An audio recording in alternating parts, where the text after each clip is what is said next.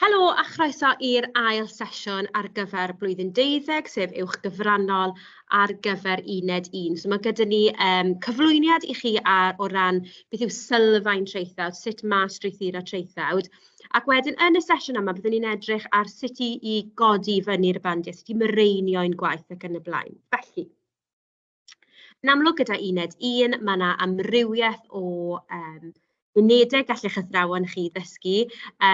Mae'r rhanhelaeth o ddisgyblion yn dilyn yr uned Llywodraeth Gwrthryfel a Chymdeithas yng Nghymru a Lloegr, tua 1485 i 1603.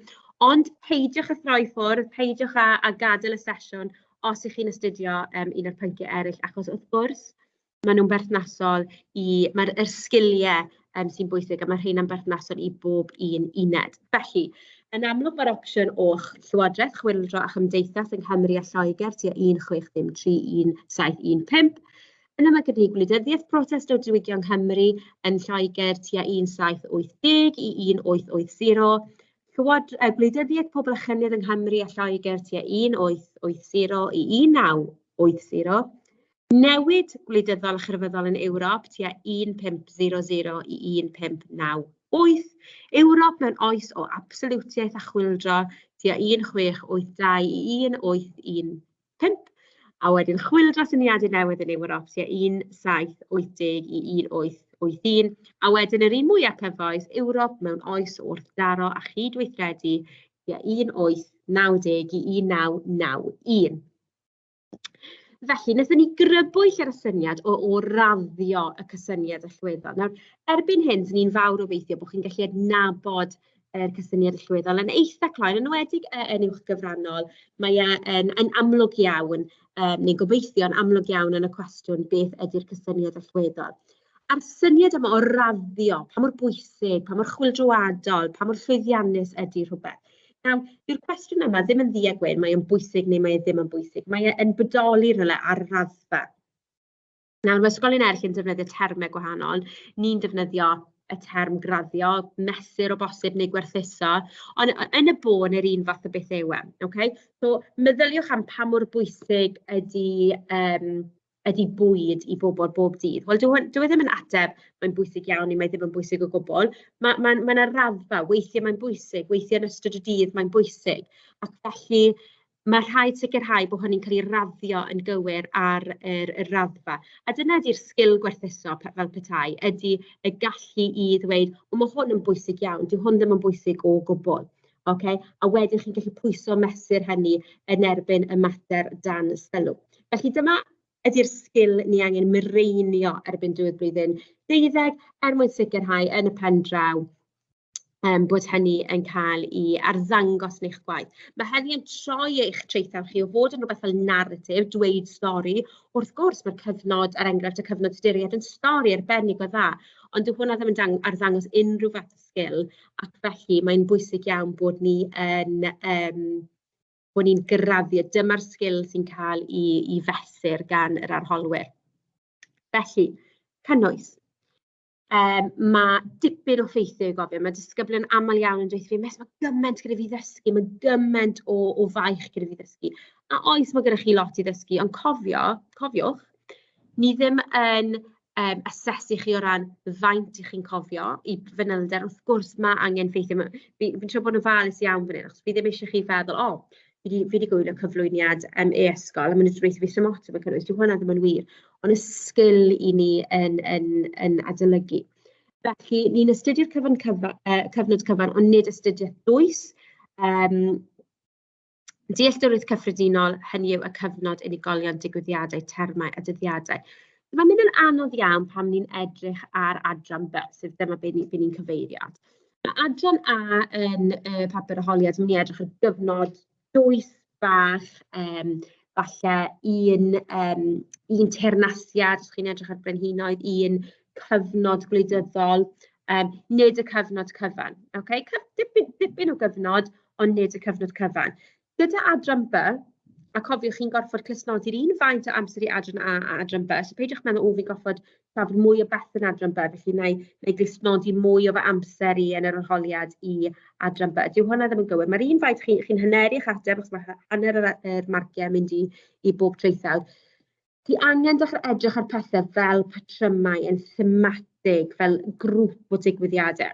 Chi'n methu sôn am bob un degawd, a chi'n methu chwaith sôn am bob un digwyddiad.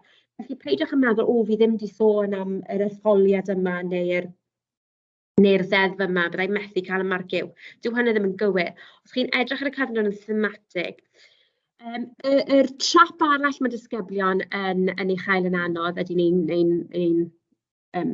wneud yn aml iawn, ydy maen nhw'n meddwl, o, na, jyst sôn am y cyfnod fesul degaw. A fel ni'n gwybod, dyw hwnna ddim cweit yn gweithio. Ni'n edrych ar y cyfnodau diwetha yma yn y bywyd cyfoes. Mae lot o bethau wedi ffitio mewn felly i'r 10 mlynedd diwetha. Ni wedi cael Covid, ni wedi cael Brexit, ni wedi cael rhyfeloedd, ni wedi cael Israel a Gaza, ni wedi cael Ukraine a Rwsia. Mae'n cyfnod bach iawn. Okay? Dyw hanes, dyw digwyddiadau ddim yn dwt iawn yn digwydd un bob degawd. Okay? Ni'n gorfod edrych ar cyfnodau sy'n siwtio yr cyfnodau cyfan. Dyw teyrnasau, dyw pobl sy'n teyrnasu ddim yn daclus iawn yn bennu eu teyrnasiad yn 1989, a wedyn mae'n deyrnasiad arall yn 1990. Jyst i wneud hanes yn haws, beth hwnna'n neu bywyd ni lot yn haws o ran adolygu wrth gwrs. Felly mae angen edrych ar cyfnodau, mae angen i chi gyda'ch athrawon i edrych ar y patrymau. Mae rhywbeth fel y tuduriaid yn un hawdd iawn i chi rhannu y tuduriaid yn hawdd iawn i Harry'r 7fed, Harry'r 8fed, Edward, Mary, Elizabeth. Mae hwnna'n un eitha hawdd i wneud. Falle weithio pan ni'n dod at y pynciau mwy cyfoes, mae ychydig yn anoddach. Ond mae'r patrymau yna, a maen nhw ar y manyleb gyda cybac hefyd. Felly peidiwch meddwl, mae rhaid i fi sôn am rhywbeth bob degawd, achos yn aml iawn falle gei di degau o bethau i sgwennu mewn 1 degawd, a dim byd perthnasol i'r cwestiwn yn degawd nesaf. Newch yn siŵr bod ni'n edrych ar y patrymau yma sy'n ffitio hanes. Cofiwch bod angen trosolwg ar y cyfnod cyfan yn y cwestiwn mwyn gallu gwneud cysylltiadau ac adnabod patrymau. Felly, yn gyffredinol, mae disgyblion yn ei chael yn anodd iawn i ateb adran B. Dyma'r un, maen nhw'n teimlo'n fwy cyfforddus gyda adran A. A dyma lle mae newid eich adolygu chi, mireinio sut i chi'n adolygu yn bwysig gyda adran B. Felly, cynnwys. Achosion, pam, beth oedd y canlyniad, y cymhelliad tu ôl i'r digwydd, bod wedyn beth oedd y penderfyniad i wneud hynny. So mae'n bwysig iawn bod ni ddim yn edrych ar ddigwyddiad fel nath y ddeddf yma gael ei basio yn 1536 ac ar ôl hynny oedd Cymru wedi cael ei rhan yn atod o Loegr. Mae yna bethau wedi arwain i fyny at reina, a wedyn mae yna benderfyniad wedi cael ei wneud yn yr achos yma gyda Harry'r 8fed. So mae angen i ni ddangos bod ni'n deall cyd-destun yr cyfnod. Canlyniadau. Beth oedd canlyniadau digwyddiad i'r penderfyniad? Beth ddigwyddodd nesaf? Oedd reina'n ganlyniadau hir dymor? Oedden nhw'n ganlyniadau tymor byr? Oedden nhw ond wedi effeithio'r grŵp bach o bobl? Oedden nhw wedi effeithio'r Cymru a Lloegr yn ei gyfanrwydd? Newidiadau, dyma lle ni'n dechrau cwestiynu chi o ran newid a parhad. A jyst i wneud yn glir iawn beth ydy ystyr newid a parhad. Newid ydy os mae rhywbeth yn newid. Okay? Os mae canlyniad rhywbeth yn achosi newid. Ni'n edrych yn cyd-destun y tuduriaid yr enghraifft, ni'n edrych ar Harry'r 8fed yn gadael Rhufain. Wrth gwrs, nath hwnna newid crefydd y wlad. Oedd yna newidiadau hir dymor, oedd yna newidiadau tymor byr, a oedd yna newid bron iawn effeithio, gyllir dadlau bod wedi effeithio pawb. Parhad ydy a oedd e wedi aros yr un peth. Okay? So os ni'n edrych ar rhywbeth mwy cyfoes, a oedd rhyw bolisi gath ei basio gan wleidydd neu plaid gwleidyddol, ond oedd e ddim rili wedi newid bywydau pobl. So parhad yn y thema. Tebygrwydd ydy hwn yn digwydd rhywle arall, a gwahaniaeth ydy hwn yn wahanol iawn. A dyna lle mae'r pwyso mesur yn digwydd. Mae'r mater dan sylw yn sôn am gwrthryfel, lle mae'n debyg iawn, mae gwrthryfel Cetyn yn debyg iawn i'r gwrthryfel yma oherwydd hyn, ond gellir dadlau oedd y canlyniad o wahanol. A dyna ydy'r pwyso mesur. Okay? Nôl at y cysyniadau llwyddo. So ni'n dadlau, pan i chi'n mynd ati i daclo yr uned yma, i ddechrau mae angen bod gyda chi strwythur ar gyfer traethawd. Mae angen bod chi'n sicrhau bod chi yn strwythu'r cwestiwn, mae angen cyflwyniad, mae rhaid sôn am y mater dan sylw, mae eisiau plethu mewn ffactorau eraill a dod i gasgliad. Dyna'r cam cyntaf. A na chi angen ffocysu'r cysyniad llweddol, wir dangos bod chi'n sôn am y cysyniad llweddol, so llwyddiant neu methiant mwyaf neu mwyaf chwyldroad, mae hynny i weld yn glir trwy gydol y traethawd. Bod ni'n symud i ffwrdd o'r syniad yma bod chi jyst yn cyfeirio at y diwedd pob paragraff, achos mae'n teimlo bod e'n ateb fesul paragraff wedyn, ni moyn bod e'n un ateb cyflawn. A wedyn ydy'r cam ydy pwyso mesyn yn y mater dan sylw. Os ni'n dadlu, dyna'r un mae disgymryd i chael fwyaf anodd. Os ydych chi'n gallu, erbyn hyn, dyna bod chi'n gallu mireinio yr gallu i trafod a werthuso'r cysyniad llweddol, a falle ymarfer o nawr tan yr arholiad pwyso mesur a ymarfer y fath hyn o patrymau iaith ac yn y blaen. So, mwyn sicrhau fod chi ddisgyblion sydd ddim yn astudio'r tuduriaid ddim yn colli ffocws fan hyn, mae gen i gwestiwn cyfoes i chi fan hyn. Dyw hwn ddim yn gysylltiedig gyda unrhyw uned, byddai'n galluogi ni drafod materion gwahanol. Okay. So, arwydd y cael, ni'n dadlau gair ffansi am pwysig, significant yn Saesneg. Okay. Arwydd y cael, pwysig. Bydd angen i chi gyfiawnhau y cysyniad allweddol mwyn gwneud yr hyn gellir cymharu gyda digwyddiadau unigolion eraill sy'n berthnasol i'r cwestiwn. Dwi'n jyst edrych ar y cwestiwn i ddechrau. Bydd ni'n annog chi yn fawr iawn i fynd â uwcholeuyd i bob un arholiad mwyn i chi allu rhannu y cwestiwn yma mewn i rhannau. Beth yw'r cysyniad allweddol? Beth yw'r mater dan sylw? A beth yw'r cyfnod hanesyddol? Yn y bôn, yn amlwg, mae yna gig o gwmpas hynny, ond yn y bôn, dyna'r tri peth chi angen gallu adnabod. Os chi'n methu adnabod y tri peth yna, chi'n gael ein anodd i ateb y cwestiwn. Okay? A'i penderfyniad y Llywodraeth i byrhau i adael i ddinasyddion Prydain i deithio mewn ac allan o'r wlad oedd methiant mwyaf Boris Johnson yn ystod pandemig Covid-19. Wel, y cyfnod ydy Covid-19, yn amlwg dod ddim dyddiad cychwyn a dyddiad gorffen, ond ni'n gwybod y cyfnod yn gyffredinol, ni'n gwybod oedd y tua Mawrth 2020, a ni'n gwybod bod, wel, pryd a theu ben, so chi'n gallu dadlau bod y ddim, ond mae'r pandemig wedi dod i ben yn bendant. Okay, so dyna'r cyfnod hanesyddol. Mae trafod, yn amlwg chi'n gallu trafod bach o cyd-destun, byddwch chi'n gallu trafod bach cyn Mawrth mis Mawrth, chi'n trafod cyd-destun bod hyn yn digwydd yn China, bod wedi symud i gogledd yr Eidal, bach o cyd-destun, ond ni ddim eisiau clusnodi gormod o amser tu allan i'r cyfnod hanesyddol yna. Ni eisiau sticio fewn y cyfnod hanesyddol, mae hynny yn bwysig iawn. Yr cysyniad allweddol methiant mwyaf. So, yn yr un modd, mae croeso chi sôn am lwyddiannau Boris Johnson. Okay? So, ddim angen just sticio gyda methiant os ych chi'n sôn, os yw'r cysyniad allweddol yn gofyn i chi drafod methiant. A mae methiant yn gallu bod yn diduedd fan hyn. Gellir ddadlau bod Boris Johnson wedi methu o ran bod e wedi cyhoeddi cyfnod clo yn rhy hwyr. Falle bod hwnna'n yn fethiant, bod chi'n meddwl bod hwnna'n fethiant bach. Oedd e ddim ar fai, achos oedd e ddim yn gwybod beth oedd raddfa'r pandemig, ond yn bendant gyda ôl-dybiaeth gellir ddadlau bod hwnna'n fethiant. Allwch chi ddweud bod e'n fethiant enfawr, falle bod y Llywodraeth heb ddilyn yr rheolau ac yn y blaen, yr holl wybodaeth yma sy'n... So chi sy'n graddio'r methiant yna. Ydych chi'n meddwl, oedd hwn yn fethiant? Oedd ddim yn fethiant mawr, ond mae'n bendant mi oedd yn fethiant. Oedd hwn yn fethiant enfawr. So gyda hyn, y mater dan sylw ydy parhau i gadael i ddinasyddion Prydain i deithio mewn ac allan o wlad. Gallech chi ddadlau, dim ond bod fi'n gallu cyfiawnhau i fateb, os i fi'n gallu cyfiawnhau i fateb, dyma methu'n mwyaf Boris Johnson, oedd yna pobl yn teithio mewn i wledydd, oedd ddim yn dilyn yr un rheolau ni, oedd ddim gyda cyfnod clo, oedd ddim wedi cyflwyno yr feddyginiaeth yn erbyn Covid, oedd awyrennau, oedd yna heintiau yn cael yr awyrennau, pobl ddim yn ynysu ar ôl iddyn nhw gyrraedd adre ac yn y blaen. Yn bendant oedd hwn yn fethiant enfawr ac o bosib y methiant mwyaf. O gymharu y Seland Newydd, wedi cael ffiniad, chi'n o'r cyd-destun, fi cyfynhau i fy ateb. Gallai bod chi'n eistedd bwys Bob o Ynys Môn yn eich arholiad chi, a bod Bob yn dweud nawr, hwnna'n fethiant bach o gymharu â pethau eraill.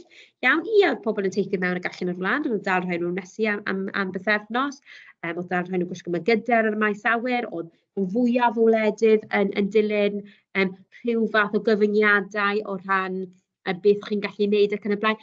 Na, nid yna'r methiant mwyaf. Dwi'n hanner gymaint o fethiad a diffyg PPE er enghraifft. Okay? So dim ond bod chi'n gallu cyfiawnhau eich ateb chi, does dim ateb cywir gang anghywir.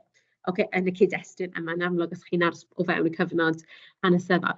So bosib cwestiynau eraill gallwch chi drafod ydy peidio cael ffiniau, peidio cael ffiniau'n gynt, methiant i brofi yn gynnar, hwyr i gyflwyno'r cyfnod clo, methiant track and trace, agor y wlad yn rhy gynnar, yr syniad yma sy'n cofio, os chi'n cofio amser maith yn ôl, mae'n teimlo fel amser maith yn ôl, eat out to help out, Matt Hancock, Dido Harding, Dominic Cummins ac yn y blaen, diffyg PPE. Ond falle bod chi'n gallu sôn am lwyddiannau, oedd y brychiadau ni, oedd un o'r gwledydd cyntaf i gyflwyno'r brychiadau. Os ni'n sôn am fethiant Boris Johnson, mae rhaid i ni ddadlau bod mae dipyn o lwyddiannau wedi digwydd. Llwyddiant y firebreak yng Nghymru, lle oedd dros hanner tymor wedi cyflwyno cyfnod clo bach er mwyn stopio lledaenu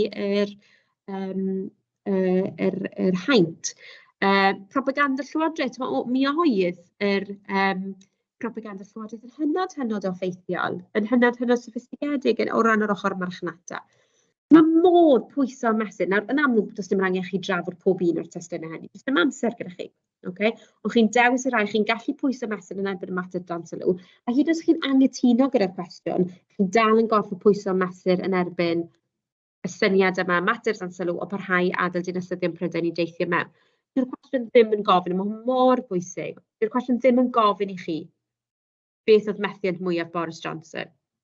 Mae'n gofyn i chi efe y ffaith bod y llywodraeth wedi parhau adael dinasyddion Prydain i deithio mewn ag allan oedd ei fethiant mwyaf. So chi'n gorfod pwyso mesur yn erbyn hynny trwy'r amser.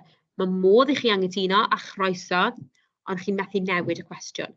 Chi'n methu dweud, ond na fi'n meddwl taw ei fethiant mwyaf oedd profi yn gynnar, so fi'n mynd i bwyso mesur popeth yn erbyn profi yn gynnar. Chi ddim yn ateb y cwestiwn. Felly, cymharu, okay? Y syniad yma pwyso a mesur. A'i penderfyniad llywodraeth i barhau adael dinasyddion Prydain i deithio mewn ag allan o'r wlad oedd methiant mwyaf Boris Johnson yn ystod pandemig Covid-19. Peidio cael ffiniau a methiant i brofi yn gynnar. So mae hwn yn arfer da iawn i chi sydd eisiau dechrau cael mewn i'r sgil yma o pwyso a mesur. So, gallwch chi wneud hwn yn gwaith par, os oes gyda chi par yn partner yn adolygu gyda chi, fe fellwch chi wneud hwn yn unigol. Ewch y ddwy ffactor.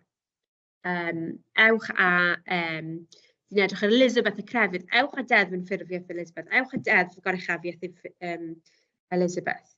Soniwch, pa'n oedd y llwyddiant mwyaf, neu pa'n oedd newid mwyaf. Iawn, na i ddadle bod deddf goruchafiaeth yn newid mawr, eisiau ti ddadle bod deddf yn ffurfiaeth yn fa. Dyfodwch chi, neu pwyswch y mesur ar ben eich hunain. Okay? Ie, y deddf yn ffurfiaeth yn enfawr, achos nath e gyflwyno lot fawr o polisïau newydd o ran crefydd yn y wlad.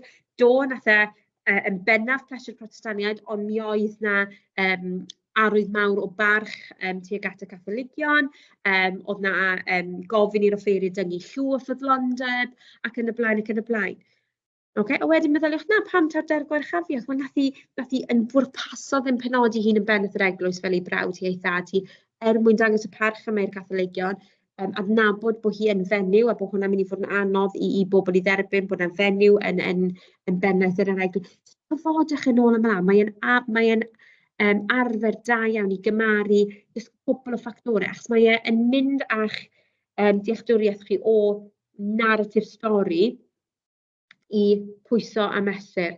A mae hynny yn bwysig iawn yn yr uned hon, yn enwedig iawn wrth i chi feddwl am fynd i fyny'r bandiau. Felly, wnawn ni sticio y cwestiwn cyfoes yma, mwyn sicrhau bod gan bawb mynediad i'r cwestiwn yma. So, rhywbeth fan hyn, mae hwn yn arfer da iawn. Okay? So, chi'n mynd y penderfyniad y llywodraeth i barhau adael dinasyddion Prydain i deithio mewn. Ceisiwch naill fel grŵp yn unigol, mae yna elfennau o hyn wedi bod yn fethiant. Iawn, ni nawr yn gwybod oedd lot o bobl yn dweud bod nhw yn ynysu am bythefnos ar un adeg, pan maen nhw'n dychwelyd o Sbaen. Ac felly yn amlwg yn fethiant oedd yna gnywyllen bach o bobl ddim yn dweud y gwir. Felly chwi wedi bod yn fethiant enfawr nawr gyda ôl-dybiaeth ni'n gallu cymharu effaith Covid a teithio ar wledydd fel Prydain o gymharu â Seland Newydd a Australia er enghraifft. Okay? Chwi wedi bod ychydig yn fethiant o ran bod, os chi'n cofio nôl, oedd na liwiau gwahanol yn doedd i wledydd gwahanol. So, o ran hynny, pryn oedd y pobl yn mynd i'r gwledydd peryglus fel petai ac yn teithio nôl. Fi'n bersonol methu meddwl am llwyddiant, ond o bosib os chi'n meddwl am llwyddiant, mae hynny'n greu. So, plotiwch y pethau gwahanol yma. Dyw e ddim digon hawdd i fynd, o ie, methiant, dyna fe. Okay? Nid dyna sut mae bywyd yn gweithio, maen nhw'n cael eu blotio ar y raddfa yma. A mae'n helpu chi wedyn i feddwl am lle chi eisiau mynd gyda hyn. So, betawn i'n chi, bys ni'n agor fy llyfr hanes, uned un, bys ni'n ffindio rhyw gwestiwn ma'ch athro wedi roi i chi. Ac ewch yr mater dan sylw, ffindiwch y mater dan sylw, ffindiwch yr cysyniad allweddol, so falle taw methiant, falle taw chwyldroadol, newid, so newid mawr, newid enfawr, ddim yn newid, ychydig o newid be bynnag chi eisiau, sut bynnag chi eisiau plotio fe. Ewch ati i blotio fe, mae'n arfer da iawn i chi allu dechrau meddwl am pethau yn y cyd-destun hynny. Y cysyniad allweddol. Nawr te, bys ni yn annog yn fawr iawn i chi naill sgwennu'r cysyniad allweddol ar top y bapur arholiad. Dwi'n annog fy ysgyblu sgwennu fer i llawn nhw, okay? A bod chi'n gallu cyfeirio yn ôl at hynny yn gyson iawn. So peidio cael ffiniau, methu profi'n gynnar, methu ydy profi'n gynnar. Hwyr i gyflwyno'r cyfnod clo, methu yn track and trace. Agor y wlad yn gynnar. So fan hyn, just pwyso mesur yn erbyn ei gilydd. So na i roi eiliad i chi. Beth ni'n annog chi wneud ydy gwasgu pause gan bod hwn ddim yn gyflwyniad byw. Gwasgu pause, ffeindio cwestiwn arholiad yn eich papur arholiad, yn eich llyfrau neu papur arholiad. Meddwl am gymaint o ffactorau phosib, jyst sgwennwch nhw lawr ac yna ffeindiwch dau a pwyswch y mesur yn erbyn y dau hynny. So, enghraifft, os ni'n edrych ar gwrthryfeloedd, yn enwedig yn adran B, os mae pob un gwrthryfel, bod disgwyl i chi gyfeiriad pob un gwrthryfel, nodwch gwrthryfel cet, gwrthryfel gogledd, a pwyswch y mesur. So, yna rhoi chydig o funudau i chi fynd ati, sgwennu lawr eich cwestiwn a meddwl am gymaint o ffactorau a phosib.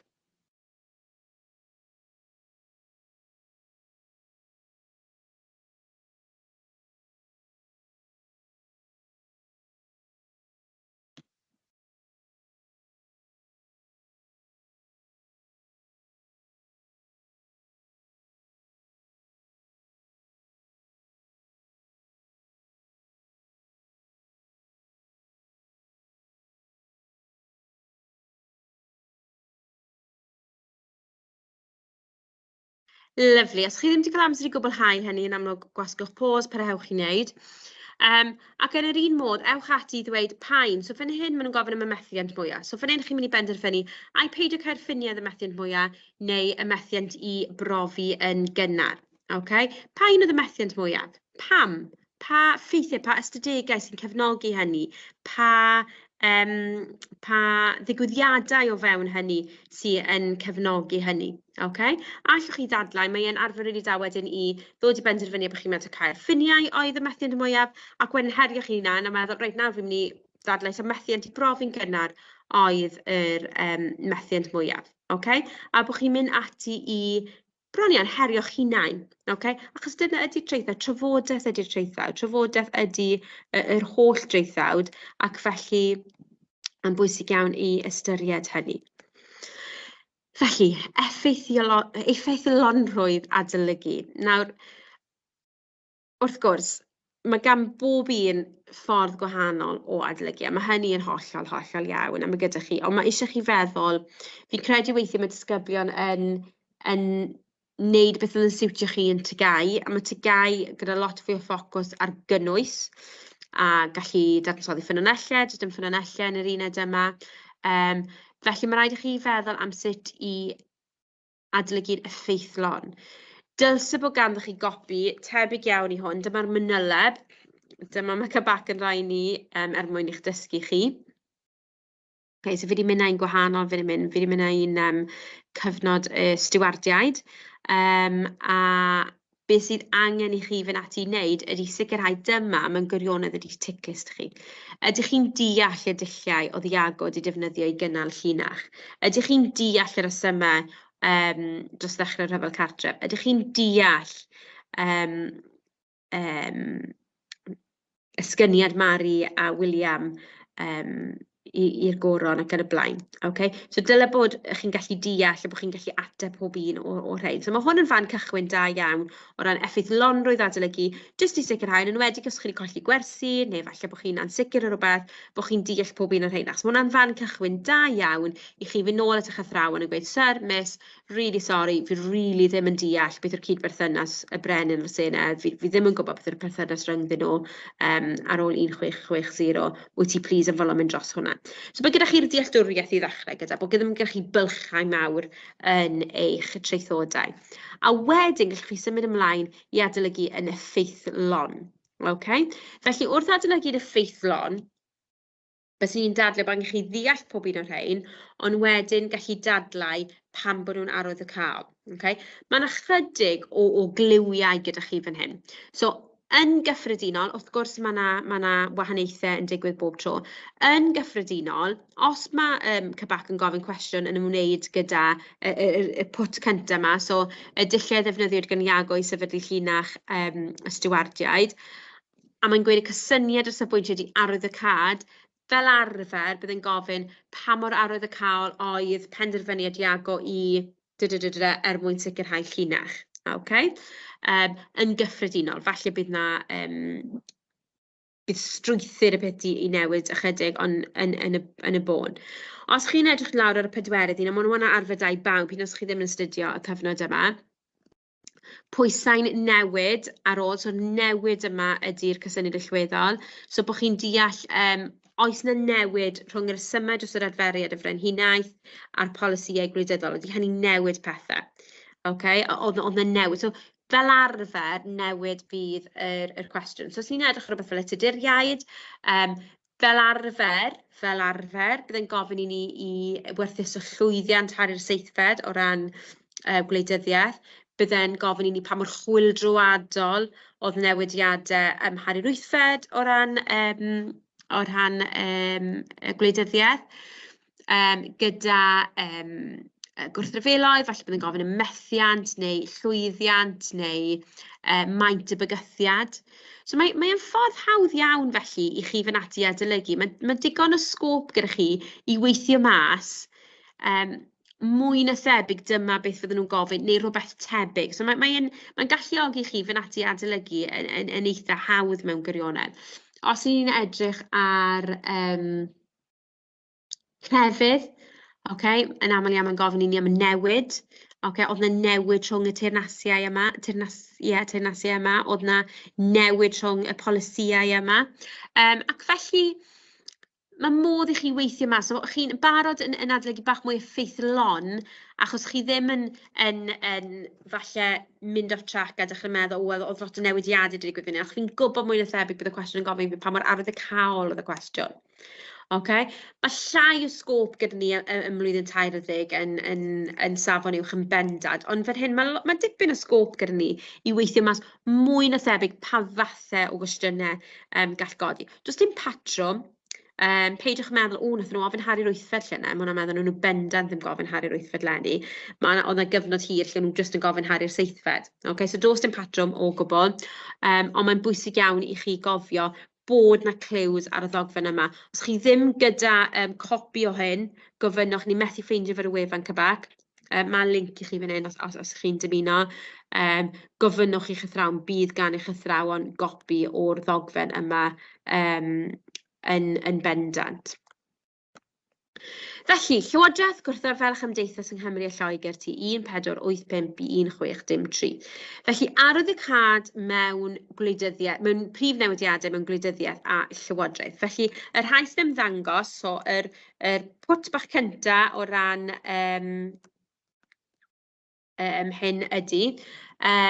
Bydden nhw'n naill ai gofyn am Hari'r Seithfed, bydden nhw'n naill ai gofyn am Hari'r Wythfed, bydden nhw'n naill ai'n gofyn am effeithiolrwydd y prif weinidogion, neu fydden nhw'n gofyn yn newid ym mherthynas Elizabeth a'i chyfryn gyngor. Felly, o ran Hari y Seithfed, fydden nhw'n gofyn am adilliau ddefnyddiwyd a pa mor llwyddiannus ydy reina.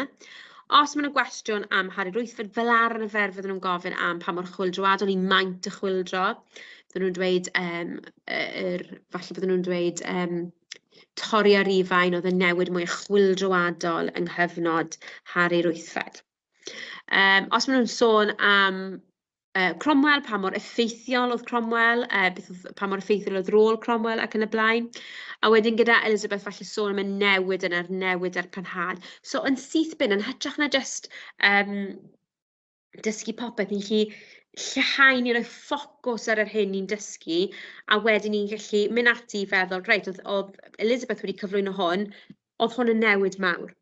Oedd Harry wedi cyflwyno hwn. Pa mor chwyldroadol oedd hyn yn y cyfnod? Okay? A dyna bydd ni wedyn yn gallu adolygu ydy eich ateb chi o'ch pa mor chwyldroadol.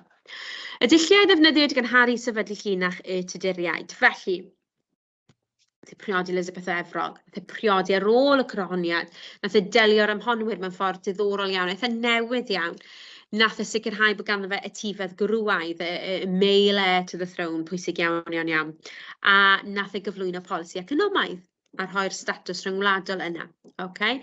Mae eisiau chi gallu adnabod y cysylltiadau rhwng y testunau. Okay? Pam bod wedi penderfynu priodi Elizabeth o Efrog ar ôl y coroniad? Wel, ddys i profi boed am ychydig o fisoedd bod e'n gallu reoli'r ben ei hun. Oedd e ddim eisiau i'w elynion gweud, wel, ti dim ond yn gallu reoli, ti dim ond yn reoli'n effeithiol, bod ti wedi priodi Elizabeth o Efrog. Ti wedi priodi yr gelyn. Fe allwch chi fynd ati i rancio'r testunau. Mae hwnna'n arfer da iawn o ran adolygu. Pa un chi'n meddwl oedd y dull mwyaf? Wel, fi'n meddwl bod sicrhau bod y tifedd grwaidd oedd y dull mwyaf, achos wrth gwrs yn y cyfnod yma, ond sicrhau tifedd grwaidd yn sicrhau bod llinach cryf yn doedd. Ni'n gwybod y reswm oedd Richard y Trydydd, sef cyn Harry Seithfed, mor ansefydlog, oedd y ffordd nath etifeddu'r goron. Oedd ei frawd wedi marw, oedd ei meibio'r ei frawd yn rhy ifanc i reoli, gath ei rhoi i rheoli am gyfnod. A oedd pobl yn anhapus gyda hwn, enwedig pam nath y meibio'n diflannu o'r tŵr, wrth gwrs. Okay? A oedd wedi agor cyfle i'r Tuduriaid a teulu y Tuduriaid i fynd mewn a cipio'r goron. So, eisiau gwneud siŵr bod ddim y cyfle yna, yr agoriad yna i unrhyw un arall, i nhw'n bonedd i trial cipio'r goron. So, oedd sicrhau y tifedd grwaidd yn holl bwysig yn anffodus iawn. Iddo fe nath ei fab cyntaf fe Arthur farw, a wedyn nath Harry etifeddu'r goron, a ni'n gwybod bod y genhedlaeth ar ôl Harry wedi colli'r teyrnasiad yna, achos oedd ddim gyda nhw etifedd. So ni'n gwybod o hanes a beth y gwyddoedd ar ôl hynny, pam bod sicrhau etifedd grwaidd mor bwysig. Ond i bai bod chi'n gallu cyfiawnhau hynny, mae hynny'n gret. Falle bod Sarah o Wrexham yn dweud na, bendant priodi Elizabeth o Efrog, nath un o'r teuluoedd, nath sicrhau bod y gelyn nawr yn rhan o'i deulu fe, a bod y gelyn yn rhan o'r etifedd. Iawn, yn rhan annatod o'r tifedd, oedd yr tifedd yn perthyn i'r doi deulu yma. Okay, so hwnna wrth gwrs mor bwysig. So mae rancio'r testunau a cyfiawnhau eich rancio chi yn bwysig iawn. Mae grafio y testunau. Fi'n meddwl priodi Elizabeth yn bwysig iawn. Fi'n meddwl bod delio'r ymhonwyr yn eitha bwysig, ond yn gret y ffordd nath o ddelio gyda, mae'n eitha bwysig.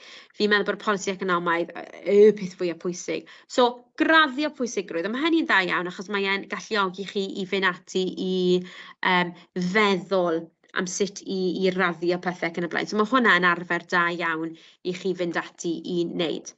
Felly, be bys ni'n annog i chi wneud ydy i fynd ati, ffeindio eich manyleb chi, ewch ati i ddarganfod cwestiwn neu llwch chi gobeithio erbyn hyn creu cwestiwn eich hunan.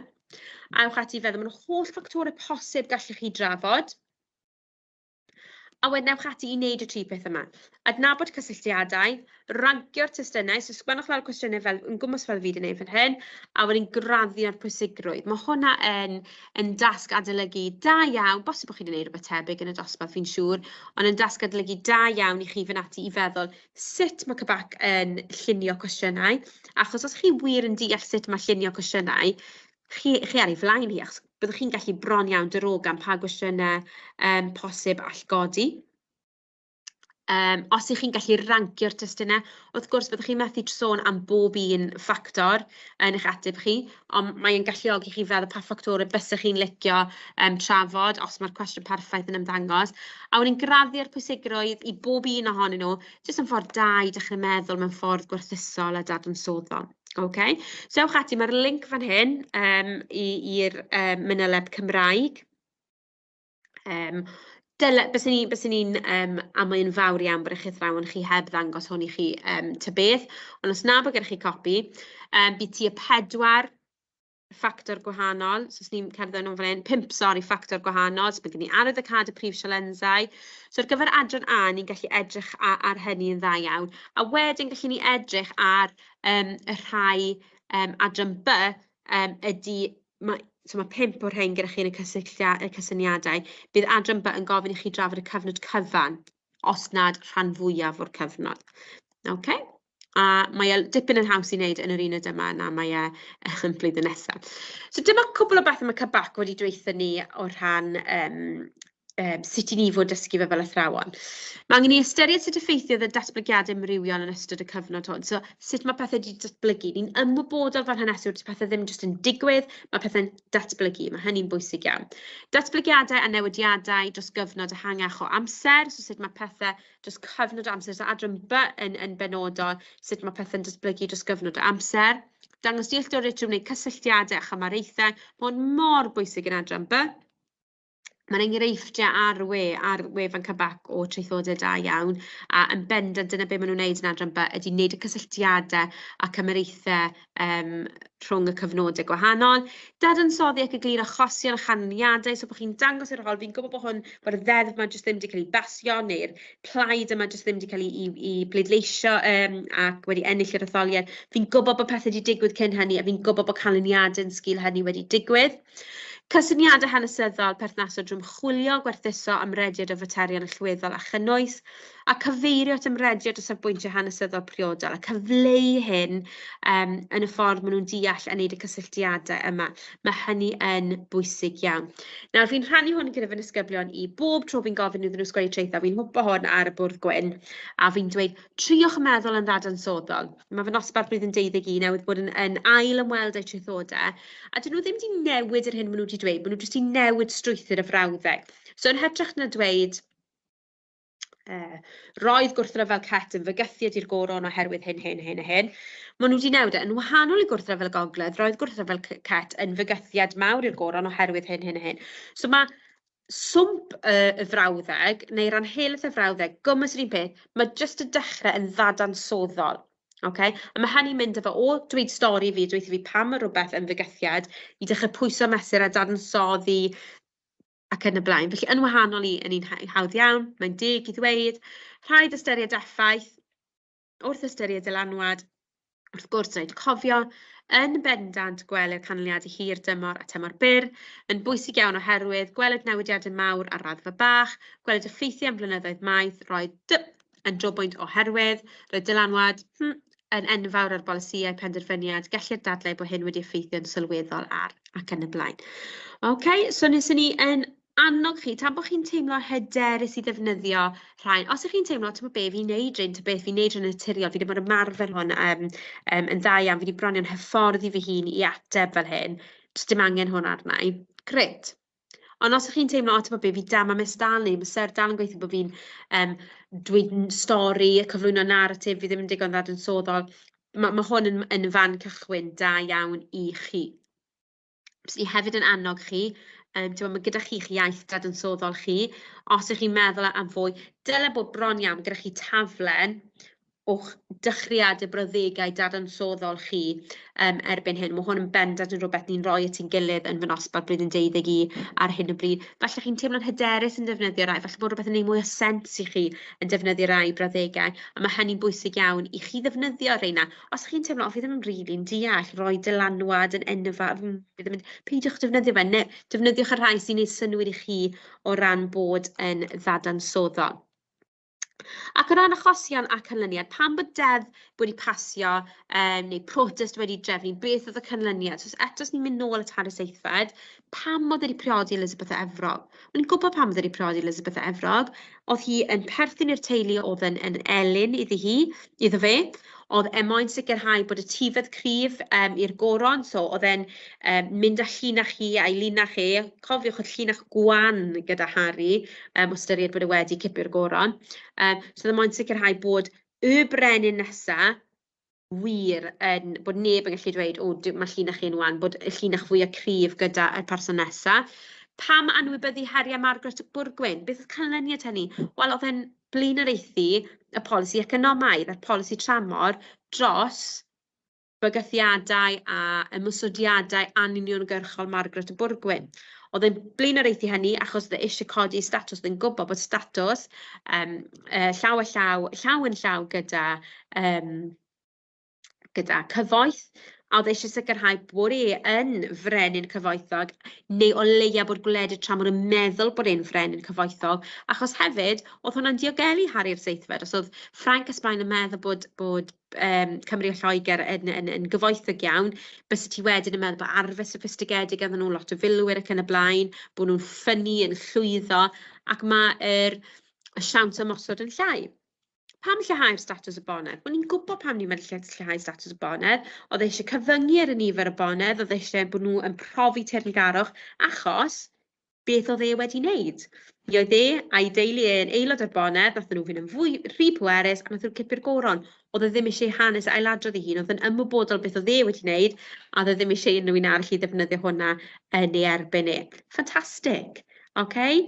Oedd yn gwybod yn beth oedd yn neud, ni'n gwybod beth yw'r canlyniadau yr pethau yma. Mae rai bod chi'n dangos, so mae hwn yn ffordd da o adolygu hefyd, bod chi'n rhoi'r digwyddiad a wedyn mae disgwyl chi i esbonio'r canlyniad. Falle gyda'ch ffeil chi, ond yn y pen draw heb eich ffeil chi. A jyst cyn gadael, rhaid cofio, yr prif bethau cofio. Gwerthuso, graddu'r cysyniad allweddol. Mae hwnny mor bwysig. Os na bod chi'n gallu gwneud hwnna narratif yw chi'n capio'ch hunan yn gyfan gwbl. Hyd yn oed mae y treithawd mwy soffistigedig, chi ddim yn ateb y cwestiwn. Sori, mae rhywun wedi rhoi sioc i fi. Ystyried y cyfnod cyfan, edrych am barhad a newid, a wedyn edrych ar y canlyniad a achosion. Mae yna enghraifft fan hyn, does gyda fi ddim amser i fynd dros yr enghraifft gyda chi, ond achroeso y gyflwyniad disgybl fan hyn. Okay. A fe gewch chi wneud screenshot o hynny, edrych arni a edrych ar gallu yr disgybl yma i bod yn argyhoeddiadol yn yr hyn maen nhw'n dweud. Felly, ymunwch nôl â fi tro nesaf, fydden ni'n edrych ar uned 2 a edrych ar y sgiliau sydd angen i ni ar gyfer uned 2. Felly diolch yn fawr iawn i chi am ymuno a gobeithio wnawn ni weld chi wythnos nesaf. Diolch.